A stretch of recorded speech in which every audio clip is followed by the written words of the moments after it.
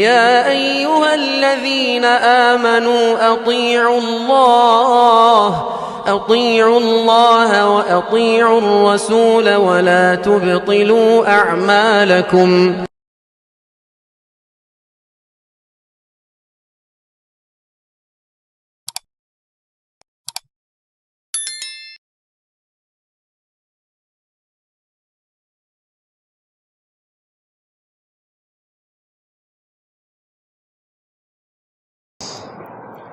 إن الحمد لله نحمده ونستعينه ونستغفره ونعوذ بالله من شرور أنفسنا ومن سيئات أعمالنا. من يهده الله فلا مضل له ومن يضلل فلا هادي له. وأشهد أن لا إله إلا الله وحده لا شريك له. وأشهد أن محمدا عبده ورسوله. يا أيها الذين آمنوا اتقوا الله حق تقاته ولا تموتن إلا وأنتم مسلمون. يا أيها الناس اتقوا ربكم الذي خلقكم من نفس واحدة وخلق منها زوجها وبث منهما رجالا كثيرا ونساء. واتقوا الله الذي تساءلون به والأرحام إن الله كان عليكم رقيبا. يا أيها الذين آمنوا اتقوا الله وقولوا قولا سديدا يصلح لكم أعمالكم ويغفر لكم ذنوبكم. ومن يطع الله ورسوله فقد فاز فوزا عظيما. أما بعد فإن خير الحديث كتاب الله وخير الهدي هدي محمد صلى الله عليه وسلم. وشر الأمور محدثاتها وكل محدثة بدعة وكل بدعة ضلالة وكل ضلالة في النار. أعوذ بالله من الشيطان الرجيم. بسم الله الرحمن الرحيم. ولا تنسوا الفضل بينكم إن الله بما تعملون بصير. بزرگان دین، نوجوانان ملت، پاک باز خواتین اسلام، ہر قسم کی تعریف، توصیف، بڑائی، کبریائی، بزرگی اس وحدہ لا شریک کے لیے ہے جو خالق کائنات، مالک ارض و سما ہے۔ وہی مشکل کشا، حاجت روا، بگڑی بنانے والا، مصیبتوں سے نجات دینے والا، مختار کل ہے۔ ساری عبادتیں اسی کے لیے بجا اور درست ہے۔ سب سے اچھی بات اللہ تبارک و تعالیٰ کی بات قرآن مجید ہے۔ سب سے بہتر طریقہ محمد صلی اللہ علیہ وسلم کا طریقہ ہے۔ دین میں نئی چیزیں ایجاد کرنا بدعت ہے، ہر بدعت گمراہی ہے اور ہر گمراہی کا انجام دوزخ۔ اسلامی بھائیوں، دین اسلام صرف نماز روزے کا نام نہیں ہے۔ دین اسلام چند چیزوں کے مجموعے کا نام ہے۔ عقیدہ، عبادات، اخلاقیات، معاملات، معاشرات، ان تمام چیزوں کے مجموعے کا نام دین ہے۔ انشاءاللہ آج کے خطبہ جمعہ میں ہم آپ کے سامنے اسی دین اسلام کی جو جزیات ہے ان میں سے ایک چیز ہے معاملات۔ اسی کے تعلق سے کچھ باتیں عرض کرنے کی کوشش کریں گے۔ معاملات کسے کہتے ہیں؟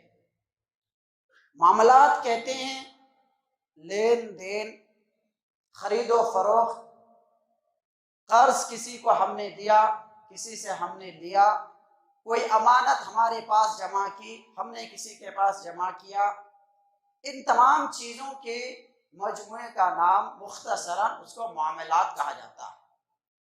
دین اسلام میں اس کی بہت بڑی اہمیت ہے، دین اسلام میں اس کو ایک بہت بڑا مقام حاصل ہے۔ اس کی دلیل اور اس کے ثبوت کے لیے یہی بات کافی ہے کہ قرآن مجید کے اندر ایک آیت ہے جو کہ سب سے بڑی آیت ہے۔ قرآن مجید کے سب سے بڑی آیت جو ہے وہ اسی معاملات ہی کے تعلق سے ہے۔ اس آیت میں اسی معاملات کو ہی بیان کیا گیا ہے، اور اسی سے اندازہ ہوتا ہے کہ دین اسلام میں معاملات کی کیا اہمیت ہے۔ سورہ بقرہ کی آیت نمبر 282 ہے، یا ایھا الذین آمنوا اذا تداینتم بدین الی اجل مسمى، پوری لمبی آیت ہے، سب سے بڑی آیت ہے، آپ پڑھ سکتے ہیں، دیکھ سکتے ہیں، پورے ایک پیج سے بھی زیادہ ہے۔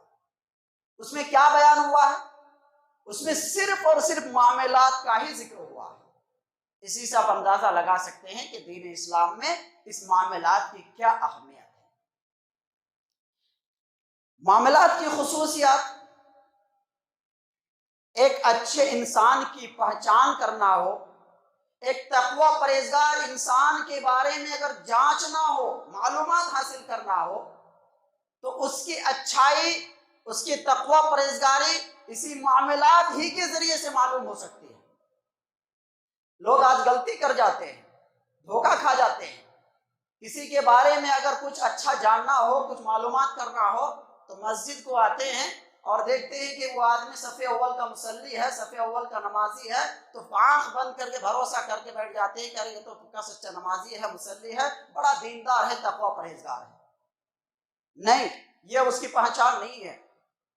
مسجد میں اچھے برے سبھی آتے ہیں، جھوٹا بھی آتا ہے، دغاباز بھی آتا ہے، دھوکہ دینے والا بھی آتا ہے، فراڈ کرنے والا بھی آتا ہے۔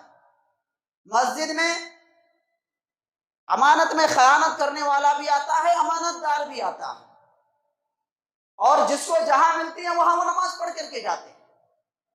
نماز میں آنے کے بعد چاہے کتنا بھی برا ہو، وہ اپنی برائی کو ظاہر نہیں کرتا۔ اگر کسی انسان کو جانچنا ہو، پرکھنا ہو، اس کے تقوی پرہیزگاری کا اگر آپ کو معلومات حاصل کرنا ہو، تو آپ ان کو مارکیٹ میں دیکھیے، بازار میں دیکھیے، ان کے کاروبار میں ان کو دیکھیے، تب پتہ چلے گا کہ وہ کتنے پانی میں ہے، ان کا اخلاق کیا ہے، ان کا کردار کیا ہے، لین دین کے معاملات کیا ہیں، کیسے وہ بات کرتے ہیں، دوسروں سے خرید و فروخت میں ان کا کیا طریقہ کار ہوتا ہے، بات کرنے کا انداز کیا ہوتا ہے۔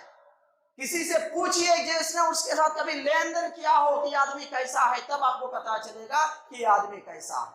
صرف مسجد میں آ کر کے معلومات کر لینا کہ صف اول کے مصلی ہے اور آپ کہہ دیں کہ نہیں بہت اچھا انسان ہے، یہ اس کی دلیل نہیں ہے۔ عمر بن خطاب رضی اللہ تعالیٰ عنہ کے سامنے ایک آدمی کی تعریف کر رہا تھا کہ آدمی اتنا ایسا ہے ویسا ہے، اس کے بارے میں گواہی دے رہا تھا۔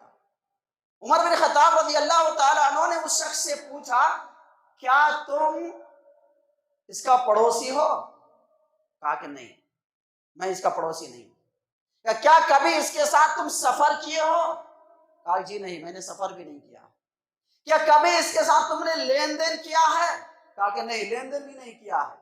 عمر بن خطاب رضی اللہ تعالیٰ کہتے ہیں کہ پھر تمہیں اس کے بارے میں اچھا، سچا یا سچے گواہی دینے کا حق نہیں ہے، کیونکہ ایک اچھے انسان کو جانچنے پرکھنے کے لیے شریعت نے یہی معیار رکھا ہے، یا تو کبھی اس کے ساتھ تم سفر کرو تو سفر کی حالت میں ان کے پورے اخلاق ان کا سامنے آ جائے گا، کیسا انسان ہے یہ، یا تو تم اس کا پڑوسی بنو تو سمجھ میں آ جائے کہ اس کا شب و روز کیسا گزرتا ہے، ان کا کیسا کریکٹر ہے، پڑوسی کو پتہ چل جائے، یا کبھی ان کے ساتھ تم لین دین کر کے دیکھو کہ یہ کیسا اتنا امانت دار ہے، کتنا خیانت کرنے والا ہے، یا کیسا ان کا لین دین ہوتا ہے۔ یہ تین معاملات اگر کسی کے ساتھ آپ نے کیا ہے اور اس کو آپ نے بالکل تشفی بخش پایا ہے، تو آپ بے جھجک اس کے بارے میں گواہی دے سکتے ہیں کہ یہ آدمی اچھا ہے۔ یہ ہم نہیں کہہ رہے، یہ خلیفۃ المسلمین دوسرے خلیفہ عمر بن خطاب رضی اللہ تعالیٰ عنہ کہہ رہے ہیں، اور وہ اسلام کا ایک معیار بتا رہے ہیں۔ اور یہ وہ خلیفہ ہے جن کی زبان سے بات پہلے بعد میں نکلتی ہے۔ عمر بن خطاب رضی اللہ تعالیٰ عنہ کی زبان سے بات پہلے نکلتی ہے، عرش سے آیت نازل ہو جاتی ہے، یعنی ان کی زبان سے بات نکلنا ہے، ادھر سے آسمان سے فیصلہ ہو کر کے آ جاتا ہے کہ عمر جو کہہ رہے ہیں سچ کہہ رہے ہیں۔ ان کے مشورہ عرش الہی کا فیصلہ ہوا کرتا تھا، یہ وہ کہہ رہے ہیں۔ میرے بھائیوں، معاملات اسلام میں ان کو بہت بڑا مقام حاصل ہے، اور ایک اچھے انسان کی پہچان ہے۔ ایک اچھے اور سچے مسلمان کے کردار کی خصوصیت یہ ہے کہ وہ اپنے معاملات میں صاف ستھرا ہو، لین دین میں بڑا پکا ہو، وعدے کا سچا ہو۔ اللہ کے رسول صلی اللہ علیہ وسلم نے ایک تقوی پرہیزگار اچھے مسلمان کی پہچان بتلاتے ہوئے فرمایا، المسلمون علی شروطہم، مسلمان اپنی شرطوں پر ہوا کرتا ہے۔ مسلمان جب کسی معاملات میں جب وہ کمٹمنٹ کر لیتا ہے، جب وہ شرط رکھ لیتا ہے، تو زندگی بھر اس شرط کے مطابق وہ زندگی گزارتا ہے، زندگی بھر وہ اسی شرط کے مطابق وہ زندگی گزارتا ہے۔ کاروبار میں کبھی دھوکہ نہیں دیتا، کاروبار میں کبھی فراڈ نہیں کرتا، کسی سے وعدہ خلافی نہیں کرتا، جھوٹ نہیں بولتا، وہ اعمال کے اندر عیب کو نہیں چھپاتا۔ یہ مسلمانوں کی شان نہیں ہے۔ مسلمانوں کی تو صفت یہ ہوتی ہے کہ وہ جب بھی کاروبار کرتا ہے سچائی کے ساتھ کرتا ہے، جھوٹ سے پرہیز کرتا ہے، لوگوں کو دھوکہ دینے سے بچتا ہے، مال میں کوئی عیب ہوتا ہے تو اس عیب کو بیان کرتا ہے۔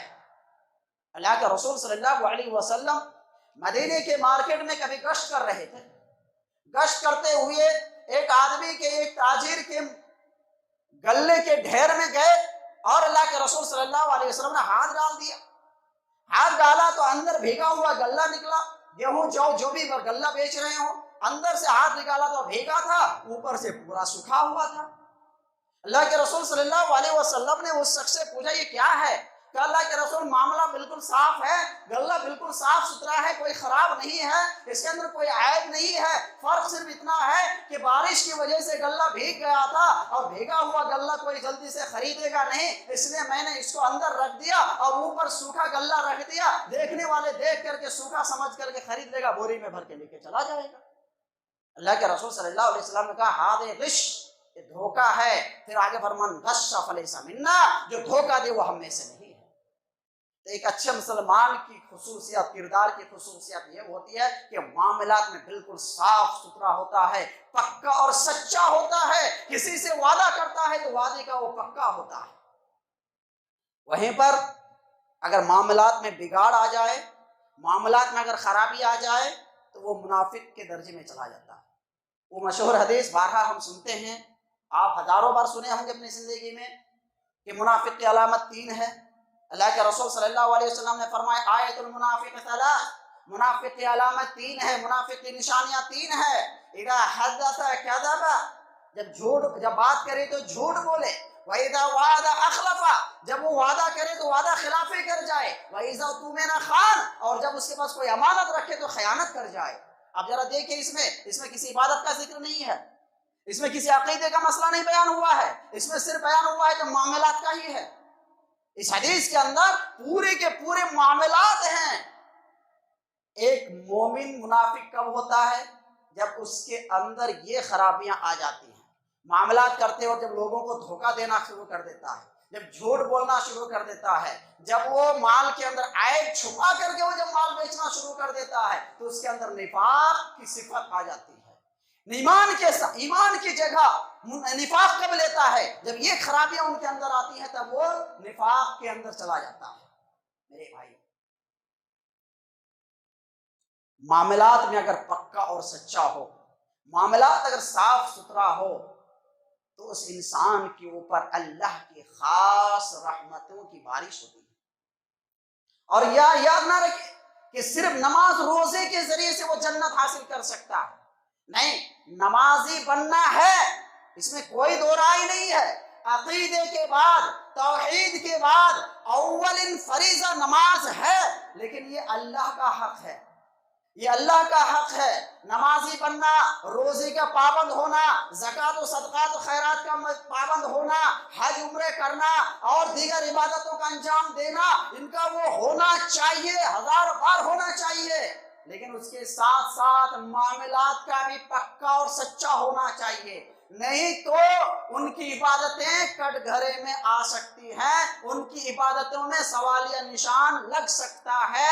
میں ایسے نہیں کہہ رہا ہوں، وہ حدیث بھی آپ بارہا سنے ہوں گے، مسلم شریف کی حدیث ہے. اللہ کے رسول صلی اللہ علیہ وسلم نے کیا فرمایا؟ اتدرون ما المفلس؟ کیا تم جانتے ہو کہ مفلس کون ہے؟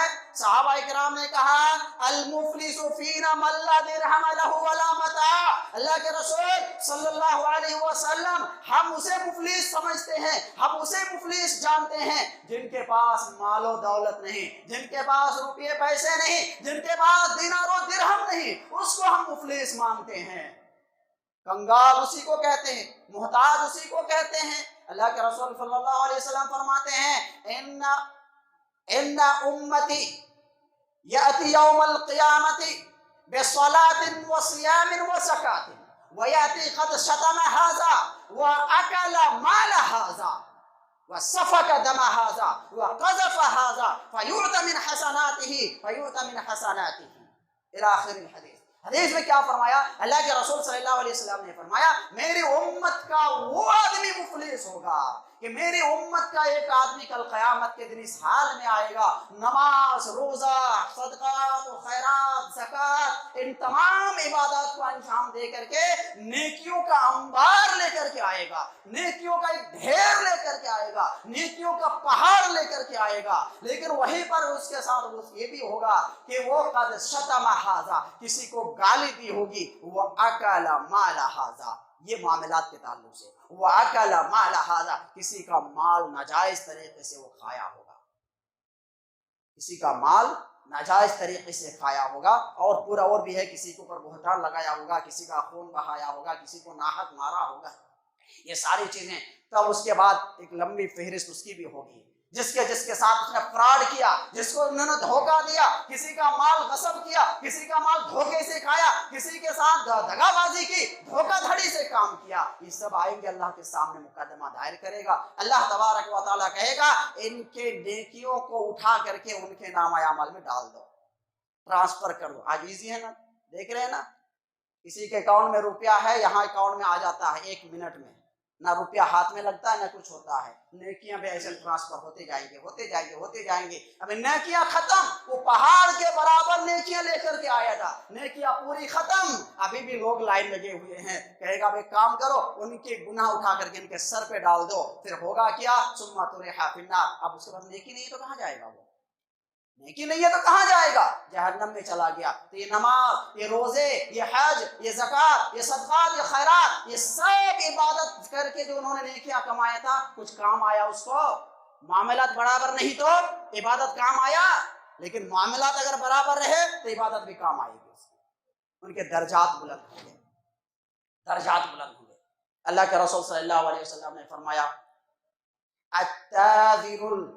التاذر الصدوق الامین مع الصدیقین والشہداء والصالحین مع النبیین والصدیقین والشہداء، کہ ایک سچا امانت دار تاجر کل قیامت کے دن نبیوں کا ساتھ لے گا، نبیوں کے ساتھی بنیں گے، صدیقین کے ساتھی بنیں گے، شہداء کے ساتھی بنیں گے.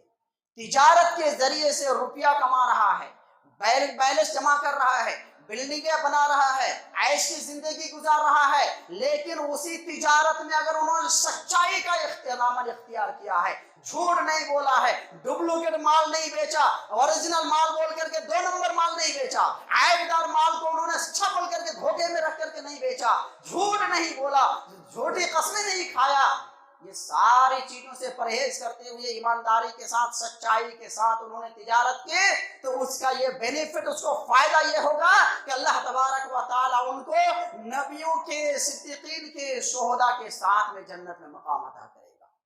یہ کتنی بڑی فضیلت کی بات ہے.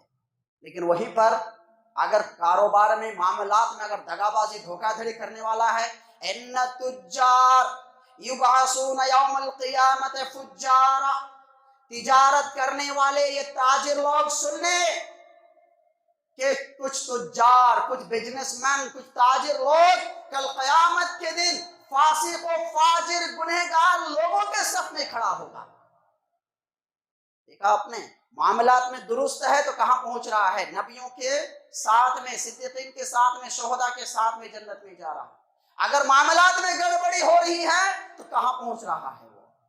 इसलिए मेरे भाइयों, मेरे बुजुर्गों, दोस्तों, अपने मामलात को साफ रखें। अगर कोई मामलात में पक्का और सच्चा ईमानदार होता है, अल्लाह की तरफ से उनके ऊपर रहमतों की बारिश भी होती है। इबादत के जरिए से जहां वो रहमतों की बारिश का हकदार बनता है, वही मामलात में साफ सुथरा होकर के भी वो अल्लाह की रहमतें हासिल कर सकता है। अल्लाह के रसूल सल्लल्लाहु अलैहि वसल्लम ने उस शख्स के लिए दुआ की, किसके लिए? रहिमल्लाहु इम्राअन सल्ला क़ब्लल अस्र अर्बआ, अल्लाह तबारक व तआला रहम करे उस आदमी पर जिसने असर से पहले 4 रकात पढ़ी। असर से पहले 4 रकात क्या है? ये सुन्नत गैर मुअक्कदा है, लेकिन अल्लाह के रसूल सल्लल्लाहु अलैहि वसल्लम ने खुसूसी दुआ दी है उस शख्स को जो असर की नमाज में आकर के वो पहले आए और 4 रकात सुन्नत का एहतमाम करे। असर की नमाज की बड़ी फजीलत है मेरे। असर की नमाज क्यों? असर का ये वक्त जो होता है ना, ये असल में मार्केटिंग का वक्त होता है, इसीलिए, या फिर कैलुला करने वाले शख्स की नींद का वक्त होता है, इसीलिए इस नमाज की बड़ी अहमियत को बतलाई गई है। अल्लाह के रसूल सल्लल्लाहु अलैहि वसल्लम ने फरमाया, मन तरका सलातल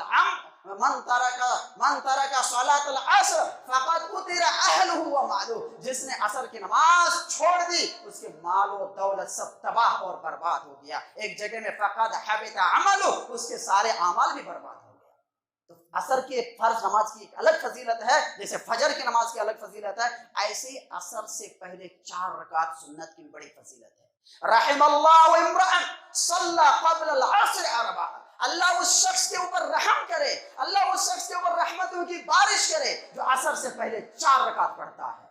इबादत के लिए रहमत, इबादत के जरिए से अल्लाह की रहमत, मामलत के जरिए से अल्लाह की रहमत हासिल करने के लिए क्या है? अल्लाह के रसूल सल्लल्लाहु अलैहि वसल्लम ने ये भी दुआ फरमाई, रहिमल्लाहु रजुलन समहन इज़ा बआ व इज़ा इश्तरा व इज़ा इक़्तज़ा, अल्लाह तबारक व तआला उस आदमी पर रहम करे जो आदमी मामलात में रहम व करम का मामलात करे। इज़ा बआ व इज़ा इश्तरा व इज़ा इक़्तज़ा, जब किसी से माल खरीदे, जब किसी को माल बेचे तो उसके साथ में रहम का मामला करे, जब किसी से माल खरीदे तो उसके साथ भी रहम करम का मामला करे, जब किसी से तकाजा करे, आपने उधार दिया किसी को माल, किसी को कर्ज दिया है, किसी के साथ कुछ मामलात किए हैं, तो उनका तकाजा करने के टाइम में उनके साथ आप रहम करें। इंसान क्यों, इसीलिए कह रहे ना कि जब किसी के साथ मामलात करेंगे तभी आपको पता चलेगा वो आदमी कैसा है। आप किसी दुकानदार के पास माल खरीदने के लिए गए, आपको पता चलेगा ये आदमी कैसा है, बात करने में कैसा, बिहेवियर कैसा है, कैसे वो लेन देन करता है, किस तरीके से माल की कीमत बताता है, क्या करता है। जब कहीं माल खरीदने के लिए जाएंगे तब भी पता चलेगा कि ये आदमी कैसा गया। अफसोस के साथ आज कहना पड़ रहा है कि हमारे कुछ मुसलमान की ऐसी हालत हो गई है कि आज उनके ऊपर सवालिया निशान लग जाता है। कहने वाले सड़कों पर खड़े होकर के कहते, अरे उस दुकान को जाने से बेहतर किसी गैर मुस्लिम के दुकान में चले जाओ। क्यों भाई एक आध बात कहने की नौबत आई? हम मुसलमान हैं, दीन का हिस्सा है ये मामलात भी। मैंने क्या कहा? दीन सिर्फ नमाज रोजे का नाम नहीं है, दीन इन चीजों के मजमुए का नाम है जिसमें मामलात भी है। तो हमको तो दीन ये सिखा रहा है कि तुम लोगों के साथ मामलात अच्छे करो। क्यों आज लोग ये कह देते हैं, अरे उसके पास जाओगे ना तो बात भी सलीके से करता है, माल भी अच्छा देता है, रेट भी मुनासिब लगाता है, अरे उसके पास जाओ काट के रख देता है। क्यों आज हमारे मुसलमान भाई कटघरे में क्यों खड़े हो रहे हैं? ये इस चीज को समझना है। तो अल्लाह के रसूल सल्लल्लाहु अलैहि वसल्लम ने यहाँ पर क्या फरमाया? रहमत की दुआएं दी हैं उसको कि जो खरीद और फरोख्त के टाइम में, जो तकाजा करने के टाइम में जो आसानी का मामला करे, सहूलत का मामला करे। हमने आपकी दुकान से कुछ माल खरीदा, ایک ٹائم لیا آپ کے سامنے کہ فلاں ڈیٹ کو آپ کو میں روپیہ دے دوں گا، نہیں دے پایا تو آپ آ گئے مانگنے کے لیے، بھائی میرے پاس ٹائم ابھی روپیہ نہیں ہے، تھوڑا آپ سہولت دے دیجئے، تھوڑا اور ٹائم دے دیجئے، 10 دن کا ٹائم دے دیجئے، آپ نے دے دیا، اس سے آپ کے اوپر نقصان نہیں، رحمتوں کی بارش ہوگی۔ اور کیا جانتے ہیں، بخاری کی وہ حدیث آپ سنے ہوں گے، اللہ کے رسول صلی اللہ علیہ وسلم نے فرمایا ایک آدمی کا انتقال ہوا، اللہ تبارک و تعالیٰ کے سامنے پیش ہوا، ان کے پاس کوئی نیکی نہیں ہے، کوئی نیکی نہیں ہے، اللہ تبارک و تعالیٰ کی طرف سے پوچھا جاتا ہے کہ ان کو پوچھو کوئی نیکی کوئی عمل تو کیا ہوگا دنیا میں، کہا کچھ نہیں دکھ رہا ہے، کہا ایک عمل میں نے زندگی میں کیا ہے، کیا کیا ہے، کہا میں جب کسی کو قرض دیتا تھا، تجارت مال بیچتا تھا، ادھار میں دیتا تھا، یا کسی کو روپیہ پیسہ قرض میں دیتا تھا، تو تقاضا کرنے کے ٹائم پہ میں نے اپنے نمائندے کو، اپنے کارندے کو میں یہ حکم دے کر کے رکھا تھا کسی پر سختی نہیں کرنا، نرمی اور سہولت کے ساتھ ان کے ساتھ بات کرنا، اگر کوئی دے نہ پائے وقت پر تو اس کو چھوڑ دینا، نرمی کا معاملہ، سختی کا معاملہ نہیں کرنا۔ اللہ تبارک و تعالیٰ اس موقع پر کیا، حدیث بخاری کی، اللہ کے رسول صلی اللہ علیہ وسلم فرماتے ہیں اللہ تبارک و تعالیٰ کیا کہتے ہیں معلوم ہے، کہ جب تو ایک بندہ ہو کر کے میرے بندے کے اوپر نرمی کا معاملہ کیا اور تو اس پر سختی نہیں کی، تو میں تو ارحم الراحمین ہوں۔ دنیا میں جتنی بھی مخلوقات ہیں، کہتے ہیں نا 18,000 مخلوقات کہتے ہیں، حالانکہ اس کی اتھینٹک کوئی دلیل نہیں ہے کہ 18,000 ہی ہے، اور بھی زیادہ بھی ہو سکتے ہیں، لیکن جتنی بھی مخلوقات ہیں ان تمام مخلوقات میں ایک رحمت کو تقسیم کیا گیا ہے۔ اللہ تبارک و تعالیٰ نے 99 رحمت اپنے پاس رکھا ہے، اسی لیے فرمایا غلبت رحمتی علی غضبی، میری رحمت نے میرے غصے پر غلبہ حاصل کر لیا ہے۔ جب ایک بندہ ہو کر کے تو اپنے میرے دوسرے بندے پر تم نے اتنی آسانی کی، نرمی کی، سختی نہیں کیا، آج میں کیسے تیرے اوپر سختی کروں، جا میں نے تجھے معاف کر دیا، اور وہ جنت میں چلا۔ ایسا نہیں کوئی شرک کرنے والا، توحید ضروری ہے، اس میں کوئی دو رائے نہیں، کوئی یہ نہ سمجھے کہ اور شرک میں ڈوبا ہوا آدمی چلا گیا، شرک معاف نہیں ہے میرے بھائیوں، توحید کے بعد یہ ساری چیزیں ہیں، لیکن توحید کے بعد بھی اگر معاملات خراب رہا تو جہنم میں چلا جائے گا وہ۔ تو یہ معاملات، لوگوں کے ساتھ معاملات میں آسانی۔ اور میرے بھائیوں آخری بات میں آپ کے سامنے کہ جب آپ کسی سے کچھ لین دین کا معاملہ کریں تو وعدے کا پکا بنے، وعدے کا پکا رہیں، منافقانہ چال نہ چلے، کبھی کسی کو دھوکہ فراڈ نہ کریں۔ اگر آپ وعدے کا پکا رہیں گے تو اللہ کی طرف سے آپ کے اوپر خاص رحمتیں آئیں گی۔ کوئی نہ، جیسے مثال کے طور پر اگر کوئی کسی سے قرض لیتا ہے اور اس قرض کو ادائیگی کا دل میں ارادہ رکھتا ہے کہ میں ادا کروں گا، اللہ تبارک و تعالیٰ کوئی نہ کوئی سبیل ضرور پیدا کرے گا کہ اللہ اس کا قرض ادائے گا، راستہ نکال دے گا۔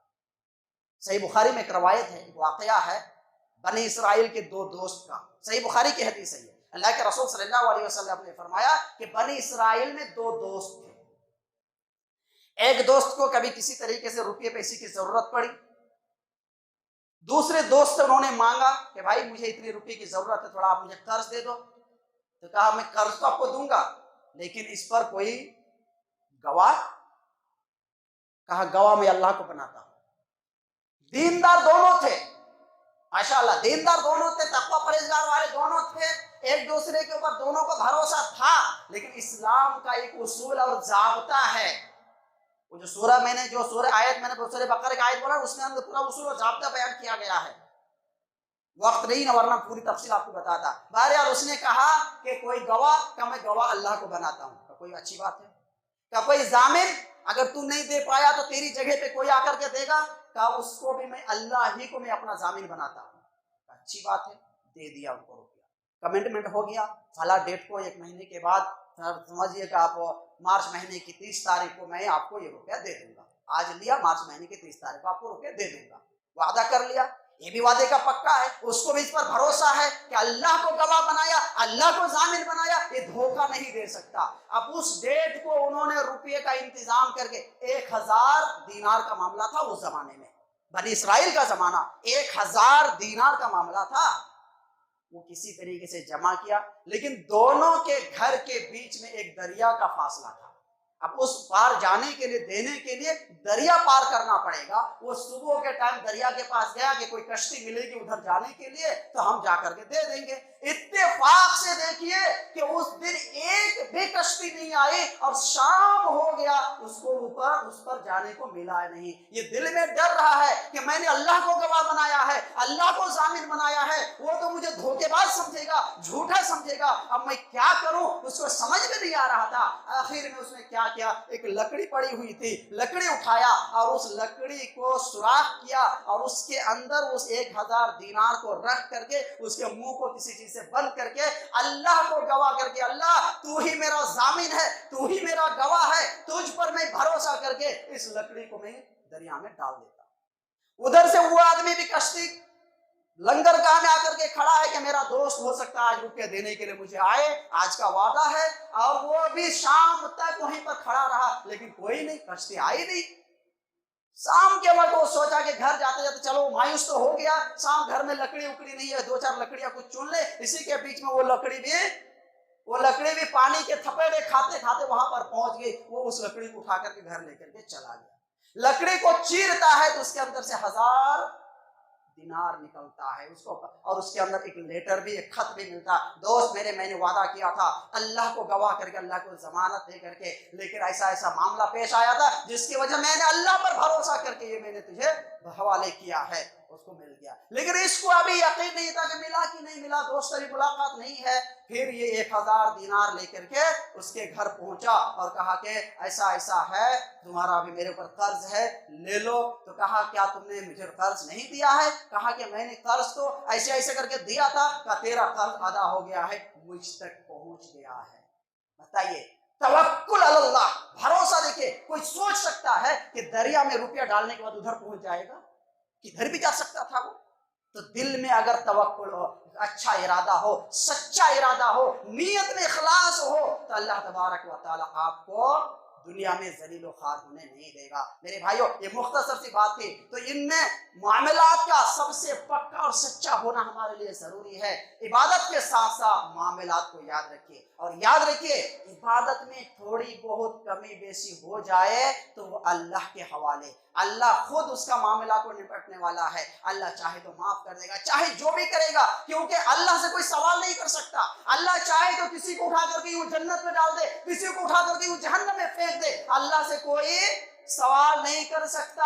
لیکن معاملات میں اگر پھنس گئے تو ایک سوال کرنے والا ہوگا اللہ کے سامنے آ کر کے، اور اللہ اس وقت تک اس کو معاف نہیں کرے گا جب تک کہ بندہ اس کو معاف نہ کر دے، یا پھر ان کی نیکیاں رد و بدل کر کے ان کا معاملات کو رفع دفع نہ کر دے۔ اسی لیے معاملات کو سوچ سمجھ کر کے، آج معاملات میں لوگ بہت پیچھے، میرے بھائی، نماز روزی کا پابند ہے، الحمدللہ ہونا چاہیے، بہت اچھا، اور ہونا چاہیے، اور ہونا چاہیے، کمی بہت ہے، لیکن جو لوگ نماز روزی کا پابند نہیں ہے اس کے اندر بھی گڑبڑی، جو لوگ نماز روزی کا پابند ہے اس کے اندر بھی کہیں نہ کہیں یہ معاملات میں کمی بیشی دیکھنے کو ملتی ہے۔ جھوٹ بولنا، دھوکہ دینا، فراڈ کرنا، 2 نمبری مال بیچنا، اس طرح سے تجارت، کیا کہتے ہیں، تجارت کی دنیا میں کرنا پڑتا ہے، نہیں تو نہیں ہوگا، اس کے مطلب اللہ پر بھروسہ نہیں ہے، مارکیٹ پر بھروسہ ہے، لوگوں پر بھروسہ ہے، کمپنی پر بھروسہ ہے۔ یہ سوچ میرے بھائیوں، آخری بات کہ معاملات میں اسلام کا ایک اصول اور ضابطہ دینے میں، جیسے کہ اس حدیث میں نے اس آیت کا حوالہ دیا،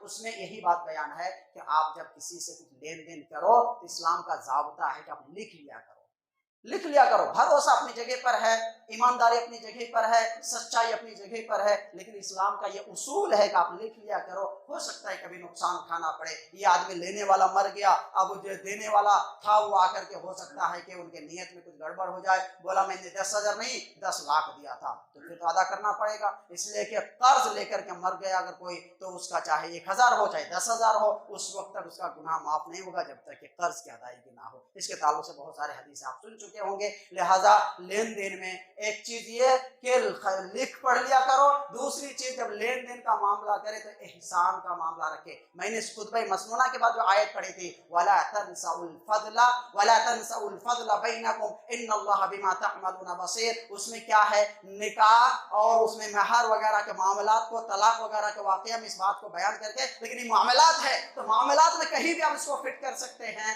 کہ تم جب بھی کسی کے ساتھ کوئی معاملات کرو تو احسان کا بھی معاملہ رکھنا. احسان کیا ہے؟ مثال کے طور پر آپ راشن کی دکان دیے ہوئے ہیں، آپ کسی کو چاول تول کر کے دے رہے ہیں تو 1 کلو کی جگہ بالکل 1 کلو نہیں، 1 کلو 10 گرام، 1 کلو 20 گرام دے دیجئے، یہ احسان ہے آپ کا. کسی کے ساتھ آپ کوئی تول کر کے دے رہے ہیں، آپ 2 4 10 20 گرام اگر آپ تول کر کے زیادہ دے دیتے ہیں اس کو تسلی ہوتی ہے. لیکن اگر آپ بالکل ہو بہو دے سکتے ہیں، غلط نہیں ہے، کم دیں گے تو پکڑ میں آئیں گے، لیکن اگر 1000 گرام برابر، آج ڈیجیٹل آپ کے پاس اسکیل آیا ہے، اس میں آپ نے 1000 0 دے دیے آپ تو دے گا، لیکن کیا بولے گا 10 گرام بھی نہیں جاتا.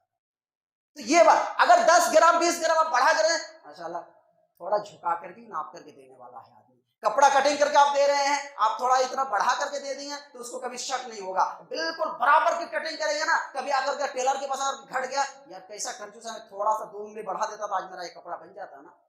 یہ ساری چیزیں احسان کا پہلو رکھنے کے لیے بھی شریعت نے کہا ہے. اللہ سے آخر میں دعا کرتا ہوں پروردگار عالم ہم تمام مسلمانوں کو عقیدے میں، عبادت میں، معاملات میں، اخلاقیات میں، معاشرات میں، ہر چیز میں ہمیں کما حقہ اسلام کے تقاضے کے مطابق اس کے اوپر عمل کرنے کی توفیق اور اس کے مطابق ہمیں کھڑے ہونے کی اللہ توفیق عنایت فرما. اللہ ہمیں عقیدی معاملات میں ہر چیز میں درست بننے کی توفیق عنایت فرما. اللہ ہمیں اپنے عقیدے کی اصلاح کرنے، اپنے معاملات کی اصلاح کرنے، عبادت میں پکے اور سچے ایک عابد بننے کی اللہ ہمیں توفیق عنایت فرما. آمین. اقول قولی ھذا استغفر اللہ لی ولکم ولسائر المسلمین فاستغفروہ انہ ھو الغفور الرحیم.